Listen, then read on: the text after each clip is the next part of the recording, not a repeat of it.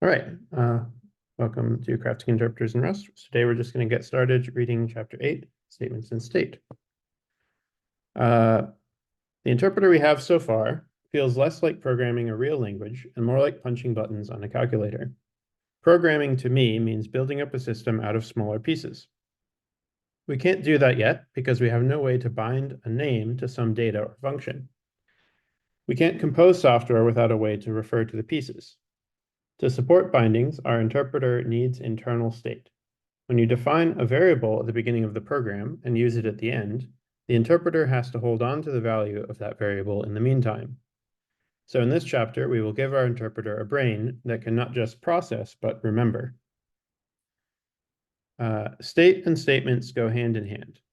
Since statements by definition don't evaluate to a value, they need to do something else to be useful. That something is called a side effect. It could mean producing user visible output or modifying some state in the interpreter that can be detected later. The latter makes them a great fit for defining variables or other named entities. In this chapter, we'll do all of that. We'll define statements that produce output, print, and create state, var. We'll add expressions to access and assign to variables. Finally, we'll add blocks and local scope. That's a lot of stuff to fit into one chapter, but we'll chew through it all one bite at a time. Statements. So we start by extending Lox's grammar with statements. They aren't very different from expressions. We start with the two simplest kinds. An expression statement lets you place an expression where a statement is expected. They exist to evaluate expressions that have side effects. You may not notice them, but use them all the time in C, Java, and other languages. Anytime you see a function or method call followed by a semicolon, you're looking at an expression statement. A print statement evaluates an expression and displays the result to the user. I admit it's weird to bake printing right into the language instead of making it a library function. Doing so is a concession to the fact that we're building this interpreter one chapter at a time and want to be able to play with it before it's all done.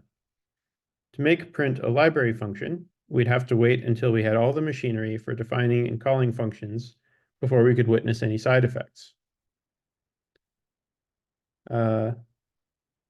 New syntax means new grammar rules. By the way, if somebody seems to remember me reading this before, then interrupt me. I honestly can't remember whether I've read it before on the stream. New syntax means new grammar rules. In this chapter, we finally gain the ability to parse an entire Lux script. Since Lux is an imperative dynamically typed language, the top level of a script is simply a list of statements. The new rules are: a program is a list of statements followed by end of file. First rule is now program, which is the starting point for the grammar and represents a complete Lux script. Program is a list of statements followed by the special end of file token.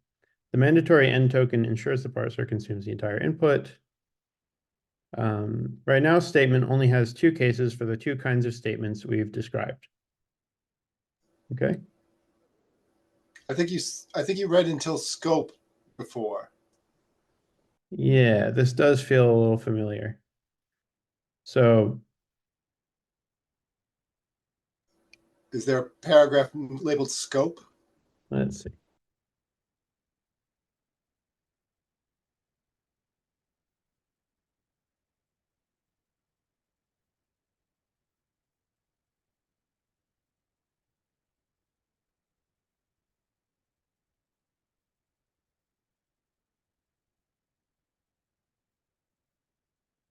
Okay.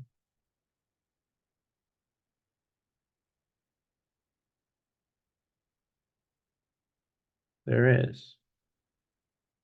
All right, let's recap, because since I don't remember reading it before, let's recap what goes in between real quick. So we're defining what statements are. We're talking about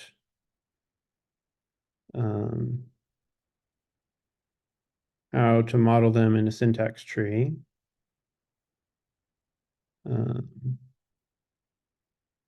How to parse statements. Okay, yeah, we've already parsed everything, so we don't really need to talk about parsing. Executing statements.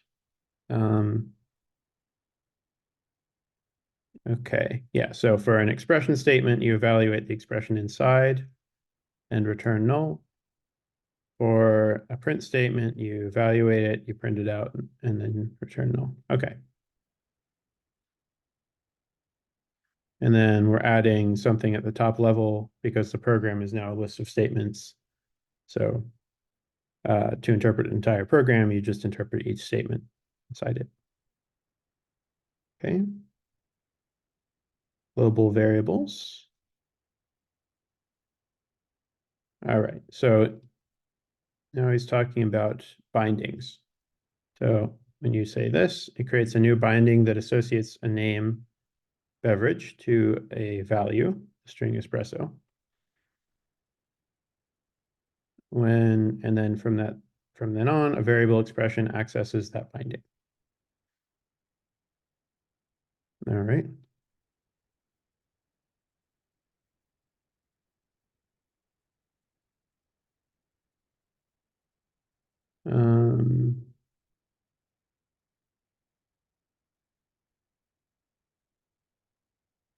What is he talking about here? Clauses in control flow statements are a statement. But that statement is not allowed to be one that declares a name. Why not? Oh, because of the scope is ambiguous or something.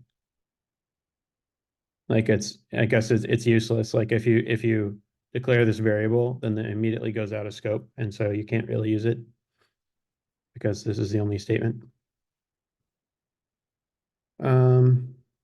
Okay, sure. Parsing variables. Maybe we read this, but it was sort of back when we were still doing parser stuff, so yeah. We kind of breezed through it. Okay.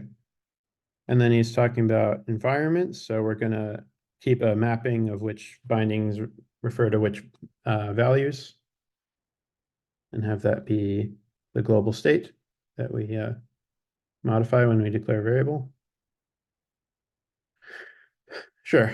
Okay, I'll go over to scope. Okay. A scope defines a region where a name maps to a certain entity. Multiple scopes enable the same name to refer to different things in different contexts. In my house, Bob usually refers to me, but maybe in your town you know a different Bob. Same name, but different dudes based on where you say it. Lexical scope, or the less commonly heard static scope, is a specific style of scoping where the text of the program itself shows where a scope begins and ends. In LOX, as in most modern languages, variables are lexically scoped.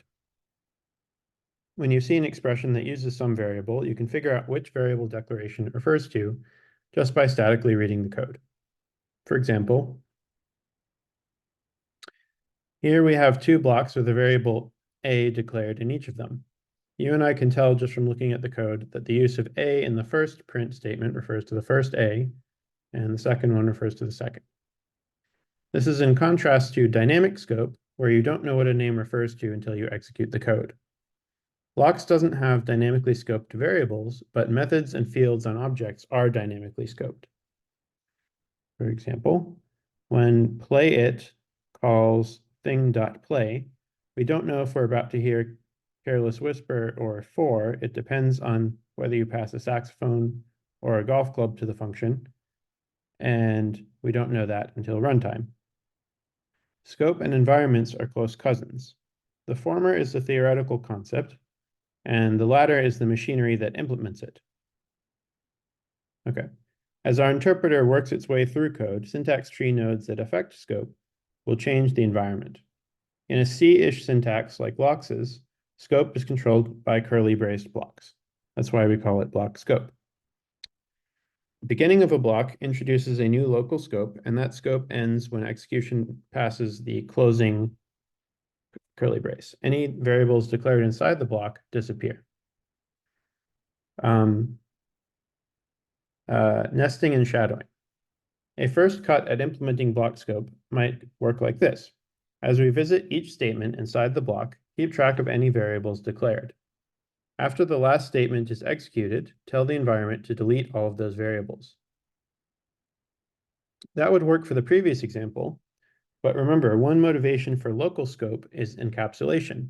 A block of code in one corner of the program shouldn't interfere with some other block.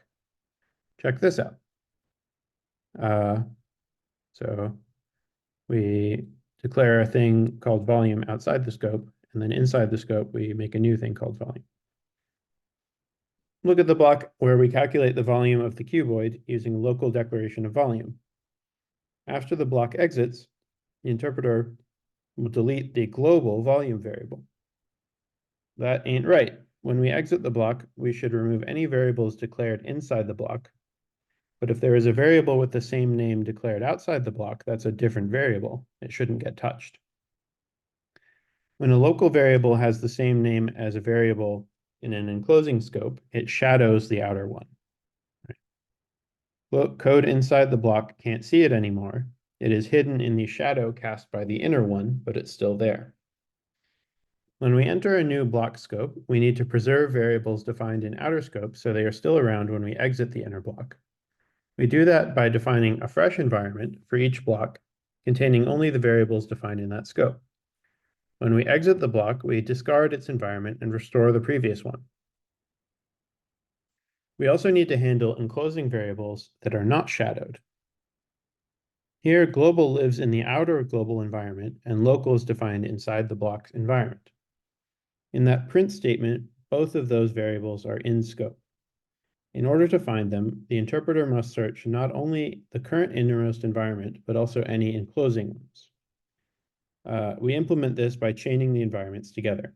Each environment has a reference to the environment of the immediately enclosing scope. When we look up a variable, we walk that chain from innermost out until we find the variable. Starting at the inner scope is how we make local variables shadow outer ones. He's sitting here.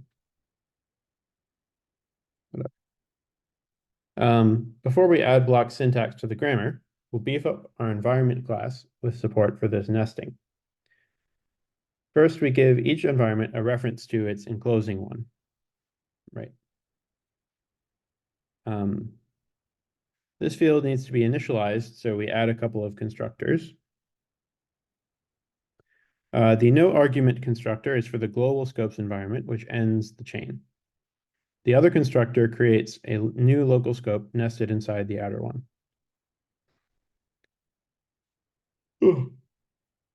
We don't have to touch the define method. A new variable is always declared in its current innermost scope.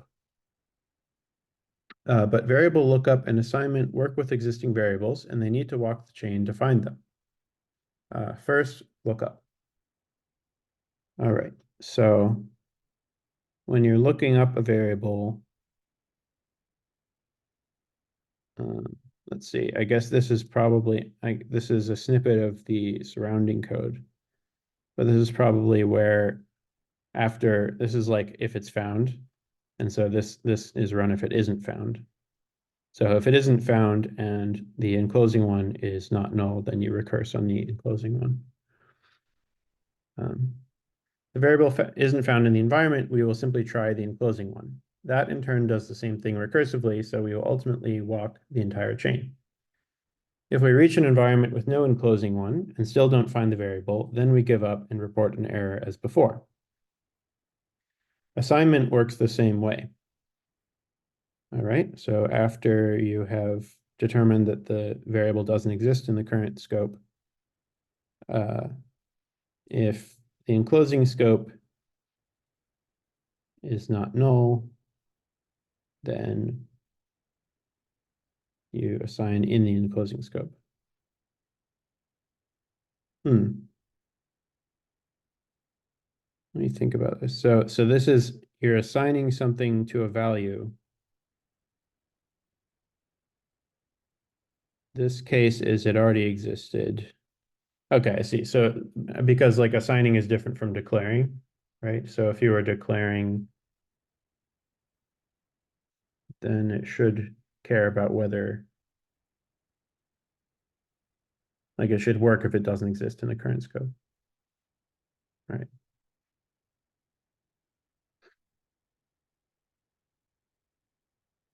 I think so. Let me find the original code for where he does assignment. That's confusing. Okay. So to assign a name to a value, if values.contains key, name.lexeme. Okay, so values is like this dot values for the environment. Yeah, okay. So if it doesn't, so right, an assignment is different from a declaration. Where does he do the declaration?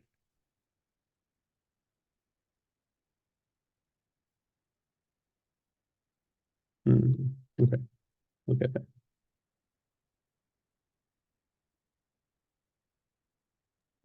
All right. So, block syntax and semantics. Now that environments nest, we're ready to add blocks to the language. Behold the grammar. So statement can now be either an expression, a print statement, or a block. And a block is any number of declarations surrounded by some curly braces. Block is a possibly empty series of statements or declarations surrounded by curly braces. Block is itself a statement and can appear anywhere a statement is allowed. The syntax tree node looks like this. It contains the list of statements that are inside the block. Parsing is straightforward. Like other statements, we detect the beginning of a block by its leading token, in this case, the open curly brace. In the statement method, we add this to match it. Then we parse it as usual. We already handled parsing. All right. So that's it for syntax. For semantics, we add another visit method to interpreter. So when you visit a block, you execute block on the statements inside the block and pass it a new environment, which I don't know what this is, but it's probably you're keeping it around as you're visiting the tree or you're visiting the ST. I'll have to go look at what he's doing there. Does All the right. environment have the scope? Yeah, so this is the enclosing scope, right? Because you're in some scope and you have an environment sitting around for the variables for that scope. And now you're entering a new scope because you just visited a block, right? So you need to create a new environment, which is the scope for that block. And then the constructor for scope passed in the old scope, which is like the enclosing outer scope. So execute block takes a list of statements. Let's see. Environment previous equals this dot environment. I don't know what this is. I guess an interpreter class. Yeah. I think so. So wouldn't that be the instance of the class of the object of that class? Which one? This? This. Yeah, this is an interpreter, I think. Okay. So the environment is one of the things that's being carried around in the interpreter. All right, so environment previous equals this dot environment. Okay, try to set this dot environment to the inner one, right? This is the one that we just created. And then execute the statements. And then finally, which I don't really know, maybe because you can throw an error from when you're doing this, or maybe because this is just how you do it in Java. Once you're done executing the statements, no matter what, you set the environment back to the outer one. So yeah, that makes sense. So you're setting the scope or setting the environment to the inner one. And then when the scope closes, you're doing the stuff inside the scope. When the scope closes, you go back to what it was before. All right. This new method executes a list of statements in the context of a given environment. Up until now, the environment field in interpreter always pointed to the same environment, the global one. Now that field represents the current environment. That's the environment that corresponds to the innermost scope containing the code needed to be executed. To execute code within a given scope, this method updates the interpreter's environment field, which visits all of the statements and then restores the previous value. As is always good practice in Java, it restores the previous environment using a finally clause. That way it gets restored even if an exception is thrown. Okay. That's kind of like a differ or something. All right. Surprisingly, that's all we need to do in order to fully support local variables, nesting, and shadowing. Go ahead and try this out. Okay. This seems like a good test case for us. Our little interpreter can remember things now. We are inching closer to something resembling a full-featured programming language. All right, I'll read some. I think I don't care about these. These are like take-home exercises. I'll read the design note. So design note, implicit variable declaration. Blocks has distinct syntax for declaring a new variable and assigning to an existing one. Some languages collapse those to only assignment syntax. Assigning to a non-existent variable automatically brings it into being. This is called implicit variable declaration and exists in Python, Ruby, and CoffeeScript, among others. JavaScript has an explicit syntax to declare variables, but can also create new variables on assignment. Visual Basic has an option to enable or disable implicit variables. That's crazy. Need to learn a little bit about that. Like an option for the entire compiler. You could also do it per file. That can put the option explicit. Have you actually used this before in Visual Basic? Yeah.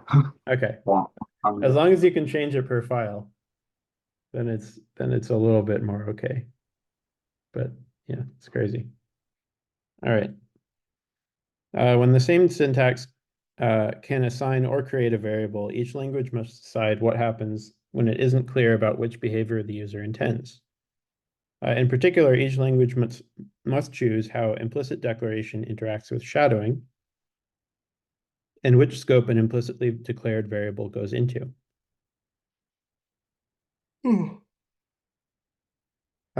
In Python, assignment always creates a variable in the current function scope, even if there is a variable with the same name declared outside the function. Ruby avoids some ambiguity by having different naming rules for local and global variables. However, blocks in Ruby, which are more like closures than like blocks in C, have their own scope, so it still has the problem. Assignment in Ruby assigns to an existing variable outside of the current block if there is one with the same name. Otherwise, it creates a new variable in the current block's scope. CoffeeScript, which takes after Ruby in many ways, is similar. It explicitly disallows shadowing by saying that assignment always assigns to a variable in an outer scope if there is one, all the way up to the outermost global scope. Otherwise, it creates the variable in the current function scope. Okay. In JavaScript, assignment modifies an existing variable in any enclosing scope if found. If not, it implicitly creates a new variable in the global scope. That sounds bad. The main advantage to implicit declaration is simplicity. There's less syntax and no declaration concept to learn. Users can just start assigning stuff and the language figures it out. Older statically typed languages like C benefit from explicit declaration because they give the user a place to tell the compiler what each to tell the compiler what type each variable has and how much storage to allocate for it. In a dynamically typed garbage collected language, that isn't really necessary, so you can get away with making declarations implicit. It feels a little more scripty, more, you know what I mean. But is that a good idea? Implicit declaration has some problems. A user may intend to assign to an existing variable, but may have misspelled it. The interpreter doesn't know that, so it goes ahead and silently creates some new variable, and the variable the user wanted to assign to still has its old value. This is particularly heinous in JavaScript, where a typo will create a global variable, which may in turn interfere with other code. JS, Ruby, and CoffeeScript use the presence of an existing variable with the same name, even if in an outer scope, to determine whether or not an assignment creates a new variable or assigns to an existing one. That means adding a new variable in a surrounding scope can change the meaning of existing code. What was once a local variable may silently turn into an assignment to that new outer variable.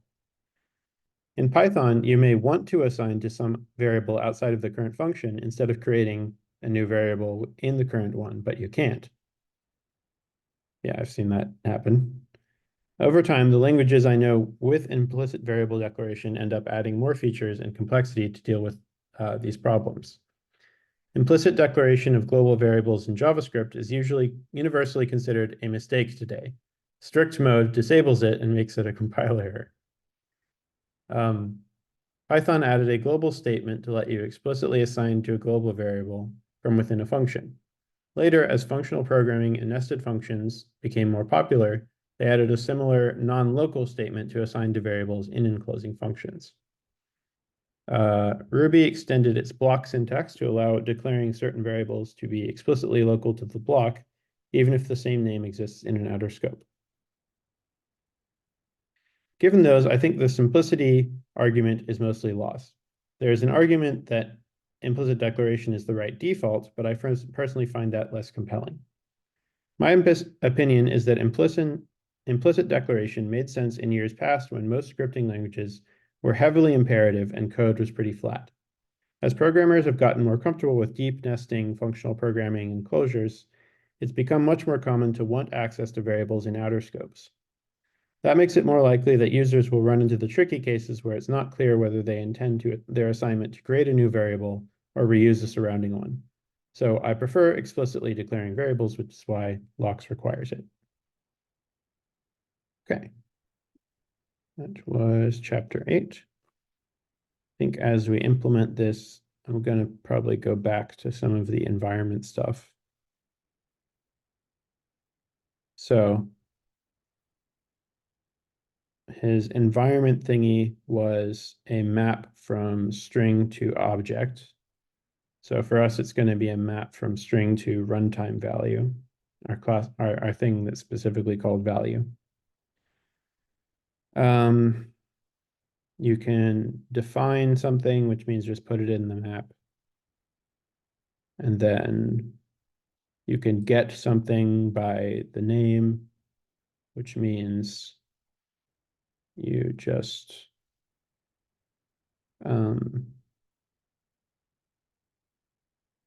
retrieve it from the map, I guess.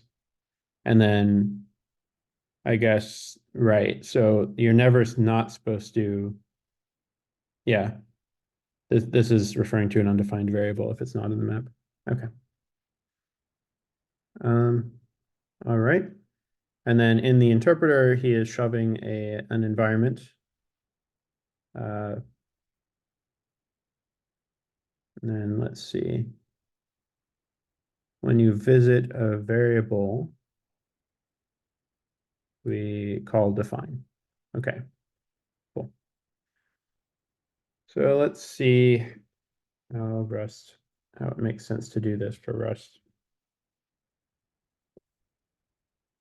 Is it a separate environment that holds the different scopes of shadowed variables? So the environment is just one scope. And as we declare new scopes, we're going to make new environments. And then the way that he talked about resolving the value of a variable, or like in the initial definition of an environment, Um, where is it? Here. In the initial definition of an environment, when you get the value of a variable by its name, you're just doing a lookup in the hash map. And then if it's not there, you throw an error. In order to handle the nesting of scopes and shadowing and stuff, you just put a line to recurse to the enclosing environment. Yeah. Okay.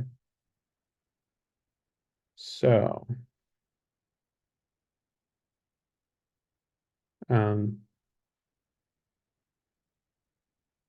yeah, let's make an environment thingy.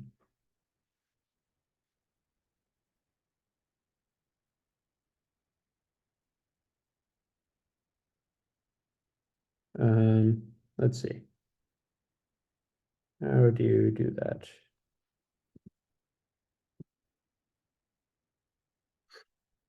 So hash map from strings to values.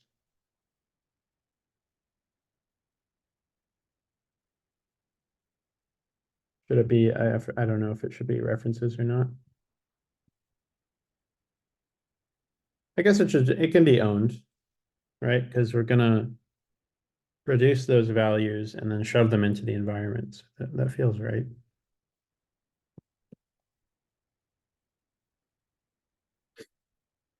Okay.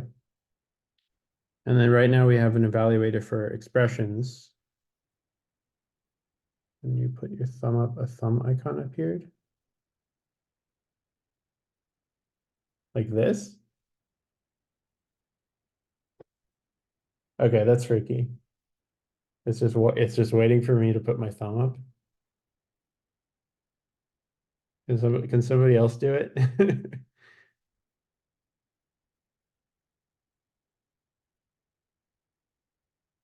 Hmm.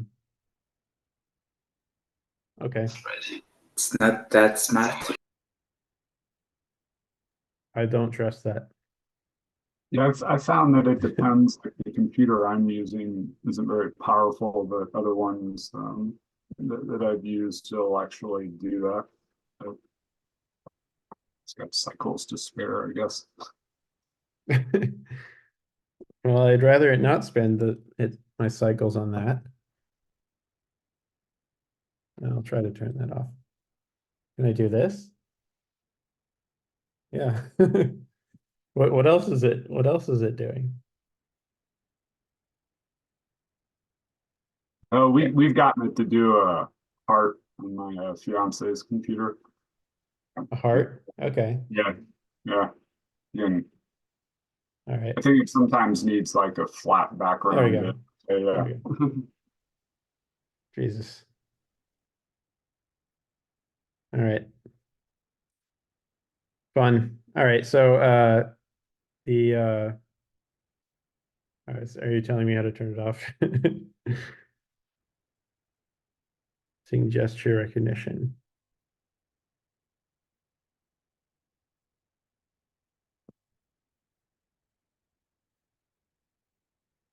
Okay. Windows, Mac OS. I'll do it that later. Okay. Thanks though. All right. So yeah, so we have this environment type.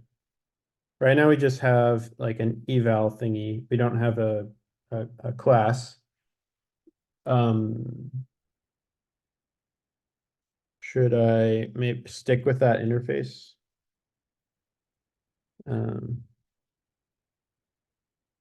Let's make it an interpret function.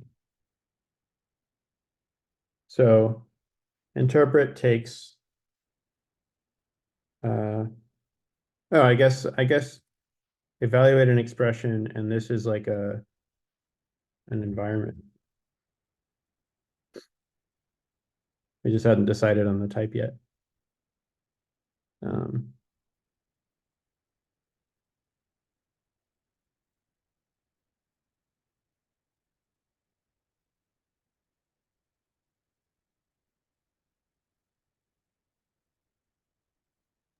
I will need to support nested environments somehow.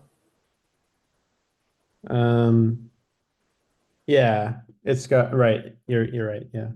So it's not just that, it's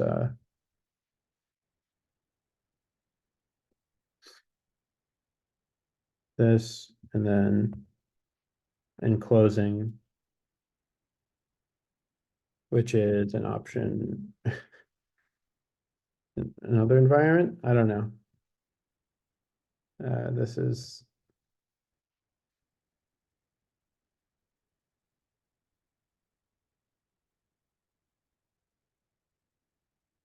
okay. So that's gonna name complain about lifetimes. Okay. I don't, the enclosing thing is actually gonna outlast the current environment. So how do you kind of say that? You just have a mutable reference to it.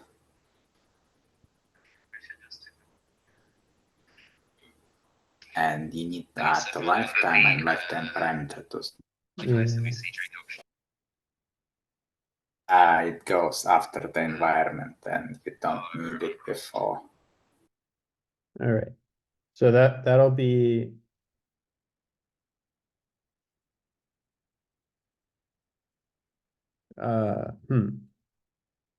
but isn't that so the lifetime parameter?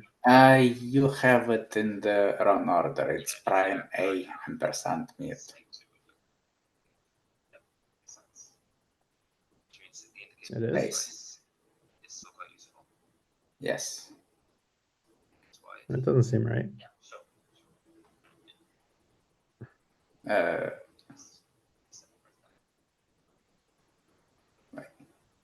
Wait. Ampersand prime A mute. Yeah, that's what I think it is. It's just complaining that I need to parameterize the inner one by another lifetime. Correct. So what I was trying to say is that this lifetime is strictly less than this lifetime. I don't know if that's really, or actually not strictly less, but less long than that lifetime.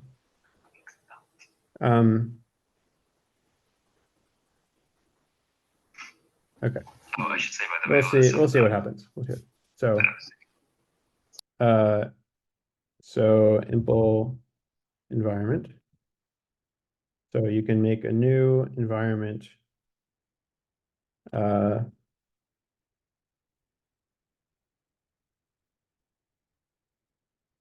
which returns a self, and it returns an self environment map new enclosing none. For that, you can use derived default. And it will implement basically what you just wrote. Yeah, sure. For new, we will want to pass the enclosing environment. I think I need to do this, right?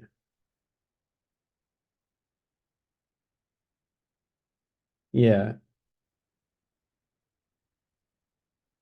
Well, I don't want to, I guess I don't want to call that new, right? No, okay, it can be new just fine. So we will use default on the top level and the new when we enter a block. And takes a reference to enclosing, yes. Mutable. Yeah.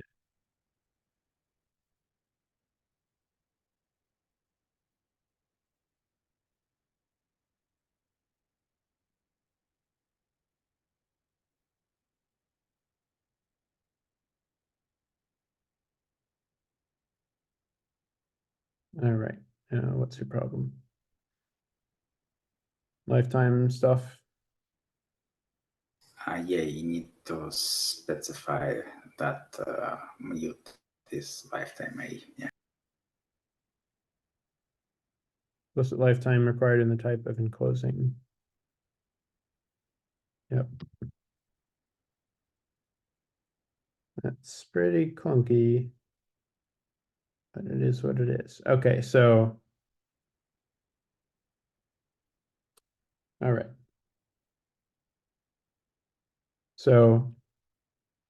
Does this work for allocations and stuff? I guess the hash map is that already heap allocated or no? Hash map is heap allocated, yes. Okay, cool. All right. So let's try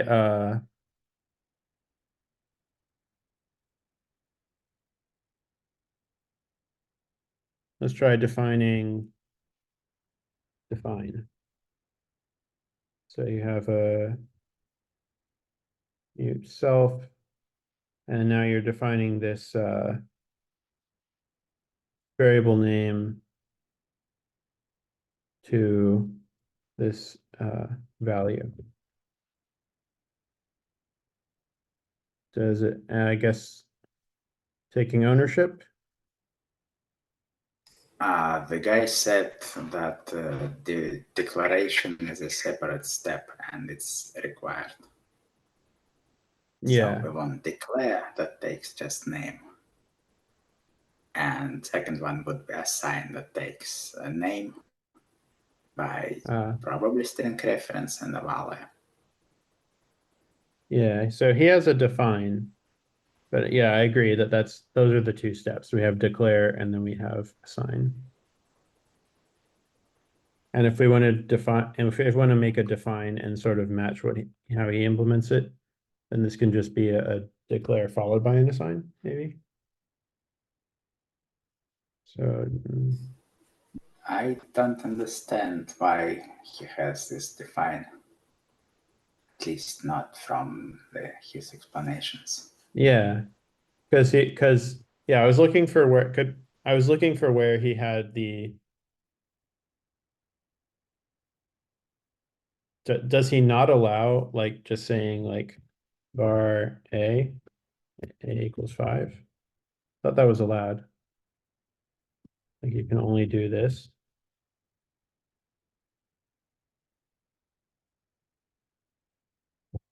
All right. So does he have a declare thingy?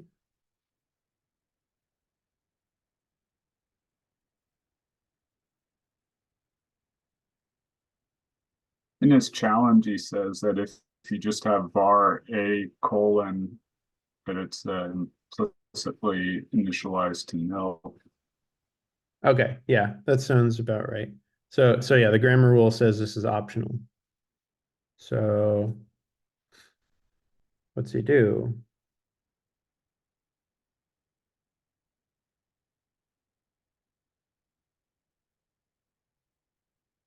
Okay, he's parsing it.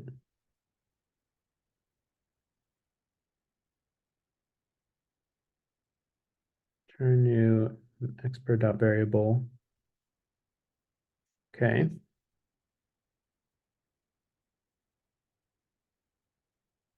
Yeah, okay. I don't think the book's written entirely accurately to how you need to write it. Because we don't need this. We just need declare, which just takes a string. And then self dot environment, environment dot at name equals value nil. I think that panics. You want environment.insert. Okay. And that returns option. If the map did not have this key present, none is returned. Option is the previous value if there was one. Yeah. Okay, so actually, yeah, what do we want to do? What we want to do is, okay, redefine. Okay, okay, got it. So he doesn't actually do any check to see if the variable already existed. He just sets it to a new value. Okay. So that means we ignore if it previously existed in the map.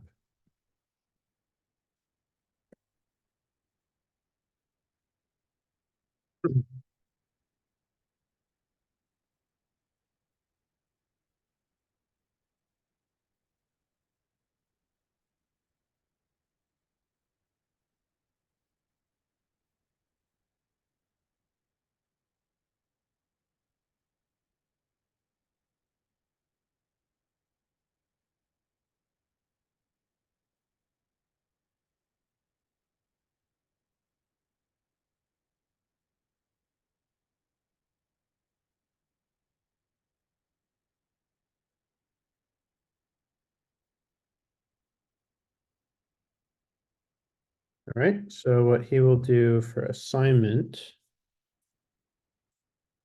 is, I believe this actually needs to already exist to work. Let's find out.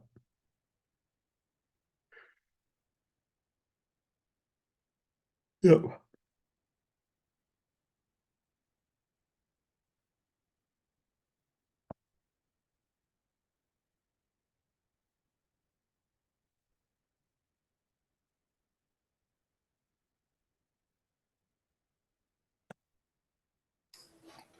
Probably get mute or entry. Well, get mute plus unwrap if you want to panic. Do we actually need the thing inside? Okay. But we're overriding the old value, so I don't think we care what the old value is. Get mute gives you a reference to value so you can assign. And so it's get.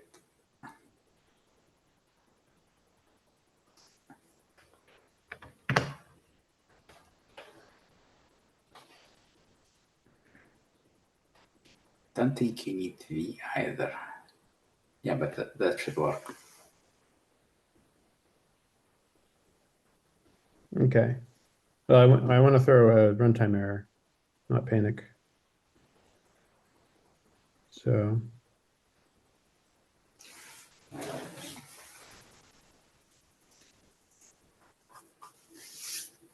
You can use if let, for example. the what? Let else. So it would be let sum v equals what? I go to line 32. So let v sum v equals this.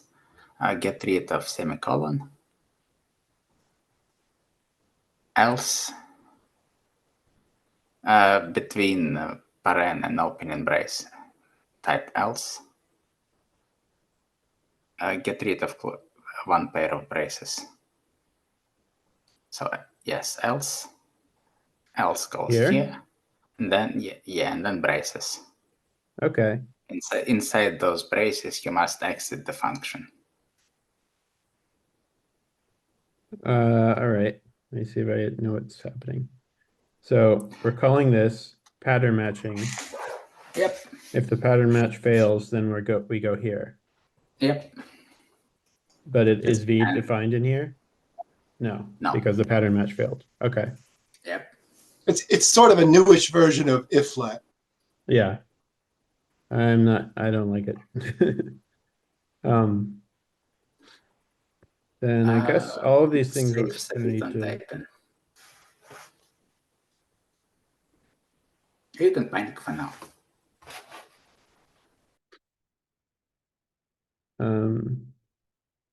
Yeah, but I have a thing to do in both cases, so I think I'm just gonna do if let sum.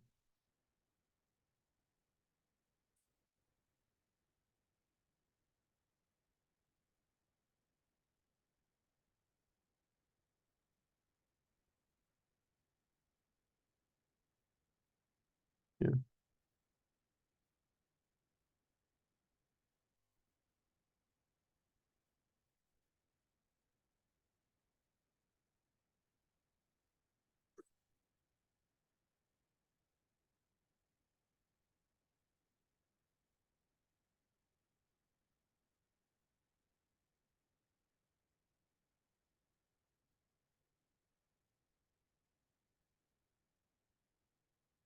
Okay. That's that. And then we can do get.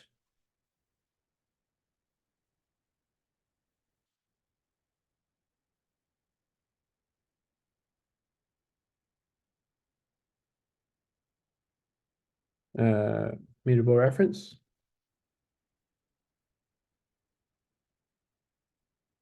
It's the right type there.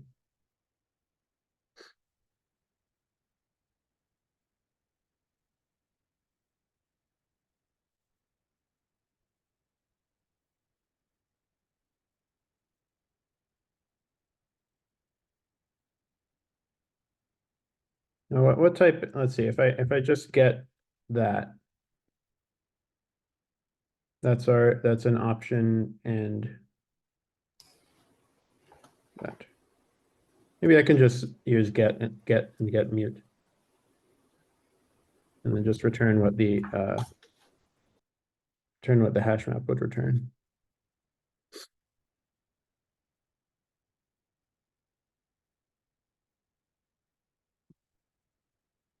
Okay.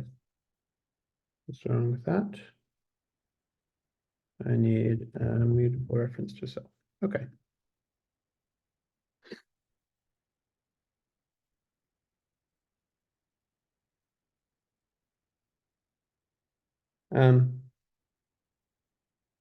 Okay. Then we're gonna have to handle enclosing. So hmm.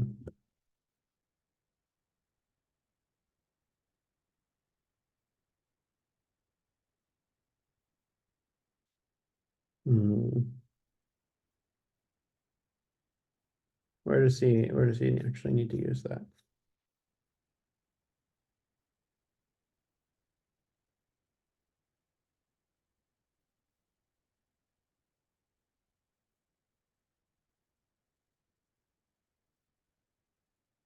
All right. So this is in assign if you're in the else case.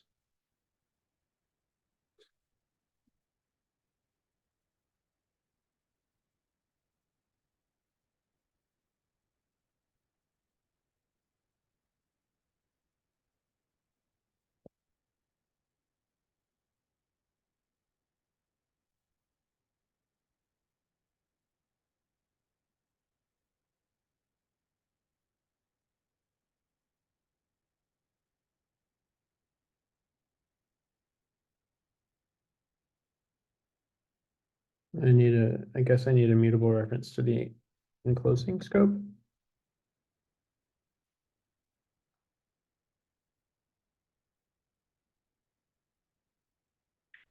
All right. I wasn't sure if I needed that here because I also have it there. Okay.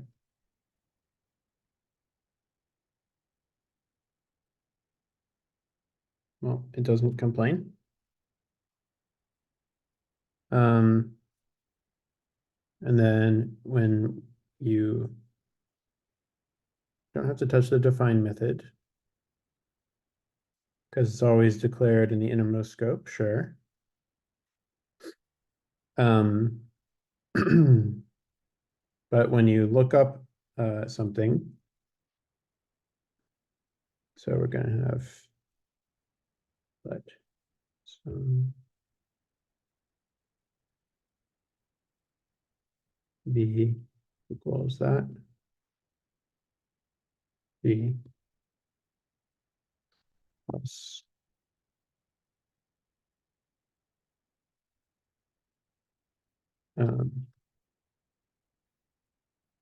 if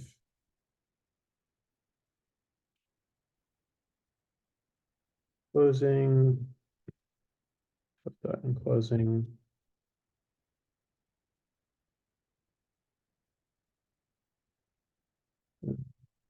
Then closing dot get name. Okay. Mute. That doesn't need to be mute. All right, something's wrong here. Missing an else. Yeah.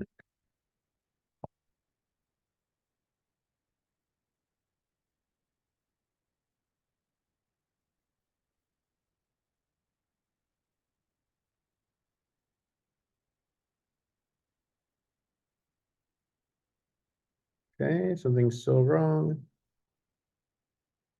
That because this is not the right type. Um, V. Need to rewrap in an option. Okay. Cool. So that I'll test that next time. It compiles, so I sort of trust it, but not entirely. But yeah, I think I'll call it there.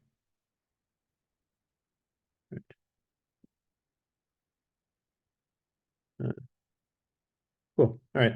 Thanks, guys, for coming up. Do you have any questions about the code I wrote or anything in the book?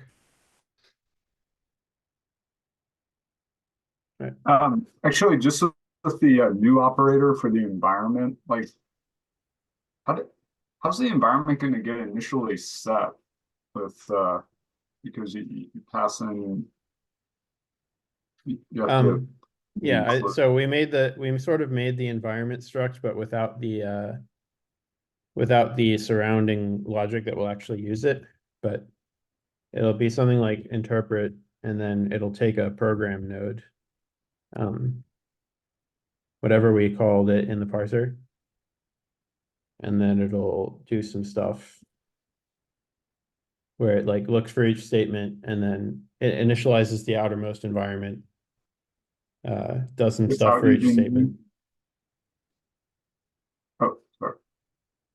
So no, this is what's going to keep, this is like the global interpretation logic that you call the interpreter on the program, and it does some stuff.